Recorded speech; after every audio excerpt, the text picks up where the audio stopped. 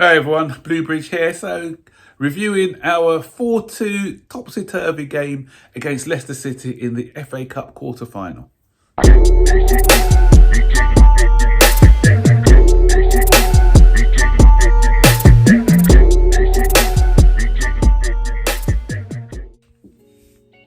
So, there you have it. It's another performance, up and down performance by Chelsea. Story of our season. Blowing hot and cold. Sometimes we look really good, and other times we looked like a bunch of schoolboys just playing football for the first time. So, welcome to the season. Welcome to a snapshot. This was a snapshot of our season, and we were comfortable in the first half, and we went 2-0 up. First goal, there's 6 goals in there. Trying to think who scored the first goal now. It was so far. Well, yeah, good play by Nico Jackson, and he was crossed, and it was a nice tap in for Cucurella. First FA Cup goal ever, they said. Was it his first Chelsea goal? I can't remember now. But the thing is, Nicholas Jackson, he's coming good. A lot of people have been getting on his back. And an interesting fact, last week he overtook the goal tally of Timo Werner. And Timo Werner used to get a lot of love from the Chelsea fan base, although his form was up and down and he wasn't great in front of goal. And Nico Jackson, who's similar in the fact that he in front of goal, he can improve, but off the ball, he's doing a lot of good work, but he doesn't get that same love. I wonder why. Anyway, so we go 1-0 up, and then something that's kind of summed up the reason why we are where we are in the table is the lack of leadership in our team. We've got Conor Gallagher, who's our captain. Here's the situation: Raheem Sterling runs through, he gets tripped, he's fouled in the penalty area, and he says something to Cole Palmer about wanting to take the penalty. I know, okay, Raheem Sterling is low in confidence. He wants to take the penalty, but it's only 1-0. It's only 1-0 in a cup. And as we saw later on in the match, in the second half, 1-0, even 2-0 is a dangerous score. But at 1-0, you do not let somebody who's low in confidence take the penalty. If we were 4-0 up and he wants to take that penalty, then fair play. Let him take it, because the game's over. But with Chelsea nowadays, probably 6-0, I'll say. Conor Gallagher should be the one who say, no, it's only 1-0. Palmer, you take the penalty. What happens? And I even said at the time, I said, why is Sterling taking this penalty? He takes a penalty, poor penalty. He's just right in the middle of the goal, wasn't hit with any power or conviction. The ball saved, and that's it. And then he goes through on goal to make it 2-0. And what does he do? Once again, one-on-one situations, he knocks the ball wide. He's the sort of player who needs instinctive finishes. When he has too much time to think about it, he messes up. This isn't something new in his career. He did the similar at Liverpool, similar at Man City, where he missed a lot of easy one-on-one chances.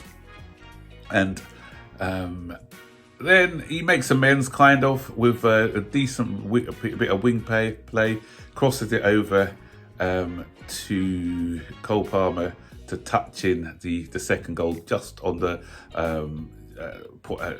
just before half time, so for us to go in comfortably at 2-0. But Chelsea do what Chelsea always do: press that self-destruction button. We've got control of the game. Leicester obviously going to come out in the second half, try to get an early goal, try to build their confidence back in the cup, but they didn't need any help. Because why need help when we give it to them? Disasi, oh my word, what was he doing? Okay, he was under a bit of pressure from Patson Dako, but that overhit back pass, he was sloppy throughout the game, and it was just a matter of time before he cost us, and he did with a heavy back pass to the goalkeeper.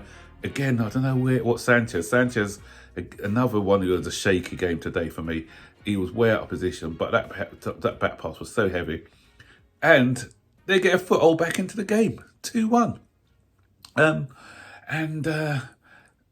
the Leicester fans starts to take the mickey out of our players then, and every time Disasi has the ball, they shout and shoot. So that's quite funny actually. It made me laugh.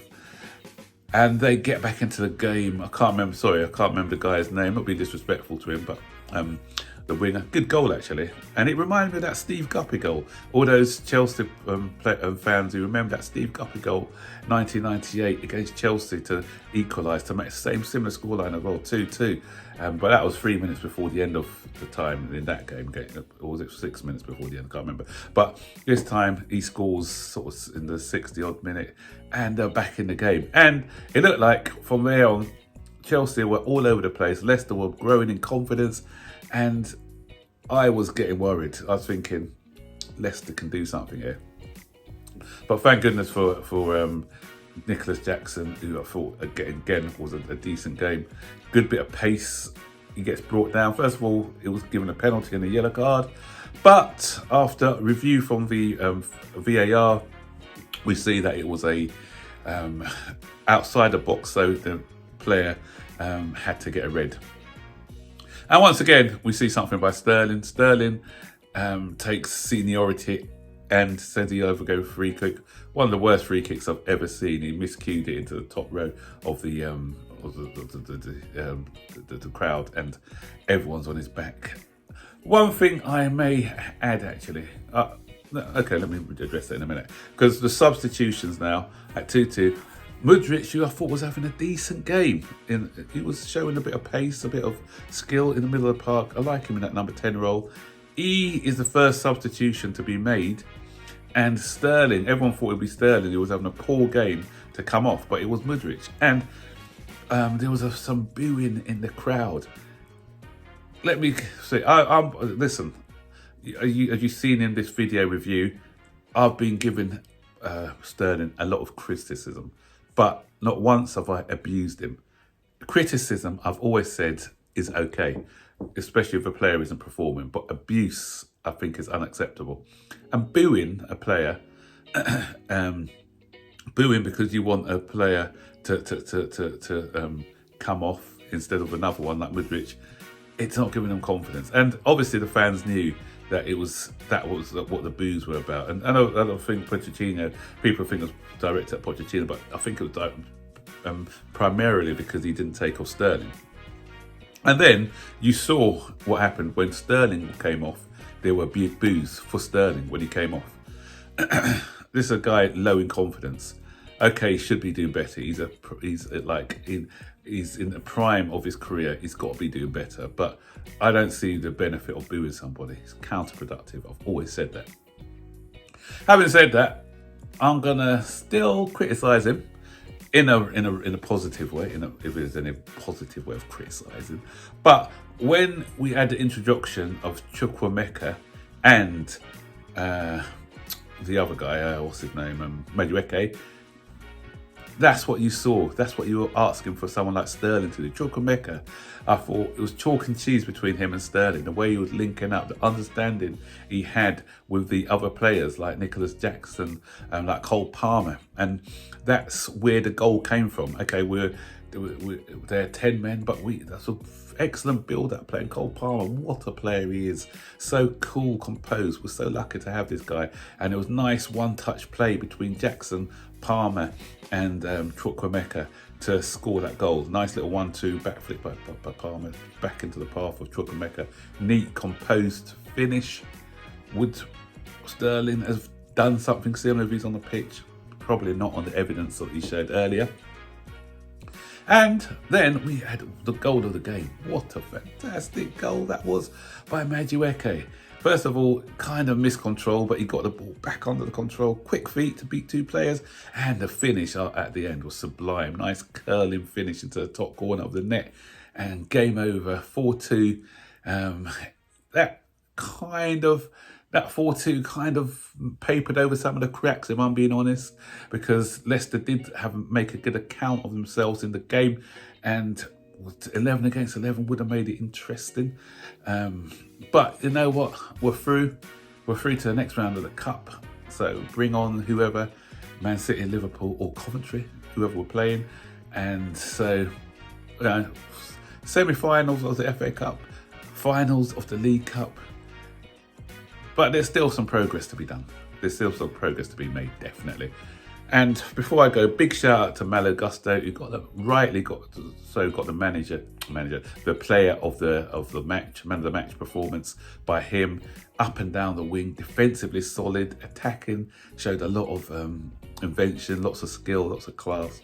So great performance by him as well. Looking forward to Chukwuemeka now instead of Sterling for a few games. I think he'll give us a lot more balance and understanding between the players if he plays ahead of Sterling. That's my opinion. And once again, as I said, not a great performance by Sterling, but please, guys, cut out the abuse. It's not necessary. So, what do you think of the game? Stick your comments in the section below, and I'll see you on the next one. So, bye-bye.